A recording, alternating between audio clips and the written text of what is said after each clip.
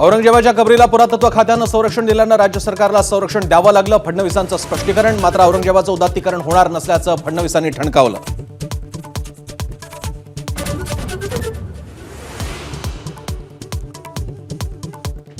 औरंगजेबाची कबर काढण्याची मागणी योग्यच असल्याचं उपमुख्यमंत्री एकनाथ शिंदेंची भूमिका. तर मोदींनी फोन करून आदेश द्यावा आणि कबर हटवावी, आदित्य ठाकरेंनी डिवचलं.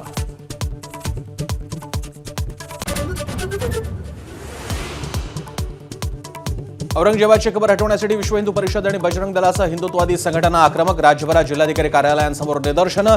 कबर उखडून फेकण्याचा इशारा.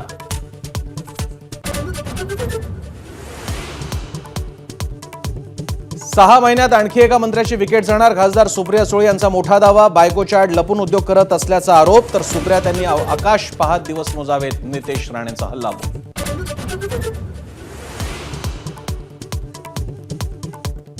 लाडकी बहीण योजनेत दुरुस्ती करणार पण योजना बंद करणार नाही. अजित पवारांची विधानसभेत ग्वाही. नावं कमी झालेल्यांकडून पैसे परत घेणार नसल्याचंही केलं स्पष्ट.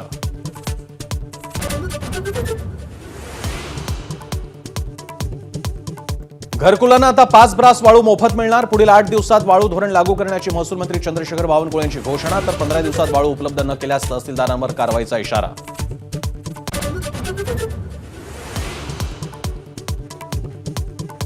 ऊस उत्पादकांना एक रकमीच एफआरपी द्या. मुंबई हायकोर्टाचे राज्य सरकारला आदेश. टप्प्याटप्प्याने एफआरपी देण्याचा सरकारचा निर्णय कोर्टाकडून रद्द. एबीपी माझा, उघडा डोळे बघा नीट.